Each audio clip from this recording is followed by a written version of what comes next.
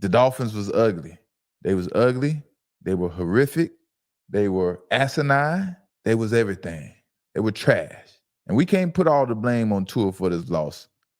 But again, Tua is the quarterback, so he is responsible for this loss. And we are going to talk about Tua. You best believe Tua Tagovailoa was terrible today for sure. But who do you think played worse, Dylan Gabriel or Tua Tagovailoa? Which one of these quarterbacks played worse? Tua passed for exactly 100 yards and completed 12 passes off of 23 attempts. And Dylan Gabriel threw for 116 yards and completed 13 out of 18 passes. Tua threw 3 interceptions and Dylan didn't have any interceptions. So the biggest loser of today is going to go to Tua Tagovailoa out of these 2 quarterbacks. Tua has to go back to Hawaii and tell everybody Dylan Gabriel outplayed him. His brother from Hawaii is Hawaii native. And Tua didn't stand a chance, like I told y'all, against that Browns pass rush. Myles Garrett didn't put him in the chokehold, but everybody else, they had tons of pressure on him, and he couldn't do nothing. He couldn't get anything going at all, and it was absolutely terrible. Like I've been talking about these quarterbacks and the quarterback development and what I see in the future, elite quarterback play will take a significant hit. It won't be enough quarterbacks in the draft for teams that will need quarterbacks in this upcoming draft. I'm telling you, half the NFL is going to need another quarterback. It's not going to be enough teams in the draft. Enough quarterbacks in the draft for teams to draft a quarterback. Because half the NFL is going to need a quarterback. It is getting terrible. And I don't know how they expect to start adding more teams, and then you're going to get the quality of play to keep falling down and further. The quality of play is already taking a hit. Now you want to add another team that needs another quarterback when you got 15 out of 32 teams that is already struggling to find a quarterback. Next year is going to be even worse. And I don't know how long Stephen Ross can continue to watch his team look like a dumpster of trash. I'm talking about straight trash. A pile of cow manure. A pile of baby diarrhea. Today was bad, man. Today was absolutely bad. It was like a bad trash pickup day that you need more than one crew for help. You call in dispatch to get another crew out there to help you out pick up this trash because that's how terrible the trash is to pick up. That's the Dolphins. Straight trash, garbage. Remember I said sell everything. The real estate, the stadium, the players, the coaches, sell everything. Move them out west to 27th or something like that. And Mr. 123 get the football out quick is having a hard time adjusting to life without Tyreek Hill. He was so used to being able to 1, 2, 3 drop back. Tyreek Hill has a 5-yard out. Just let it go. And the timing isn't the same with all these other receivers and things like that. Tua is off. He's getting the ball out a little bit too fast for these receivers that aren't Tyreek Hill because they're not as fast and explosive as Tyreek Hill. Tua continues to lose. His team looks bad.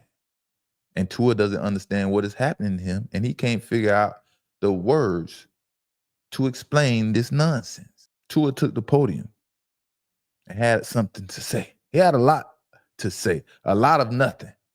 And I damn sure couldn't understand. So can someone please help me? Help me understand and explain to me what Tua is trying to say, please. Just trying to maneuver everything and trying to Maneuver? Build a collection of guys to kind of bring along with me. And build a collection of guys. I got to be able to multitask if that makes sense. Multitask. Y'all remember those words? Multitask. Build a collection of guys. Continue to get the maneuver. Whatever it was last year and the years prior for myself to get going again and get in that flow. Thank you. Tua, man. Jesus. Tua, boy. Tua's having a hard time. He's struggling. To me, it sounds like Tua is trying his hardest not to point the finger or be a snitch again. As bad as he want to point the finger and tell everyone how bad his teammates are, He is trying his hardest not to say it. He want to say it, trust me. He want to tell y'all how terrible his teammates are and the lack of accountability everyone has in that facility. But what does trying to multitask mean from Tua's standpoint? What does that mean? He's trying to multitask, bring others along with him. I'm confused. Y'all help me understand. Is he saying that other players don't get it? And he's trying to get them to buy in to what he's preaching? Who would buy into anything that Tua is preaching? No one would buy into anything that Tua is preaching.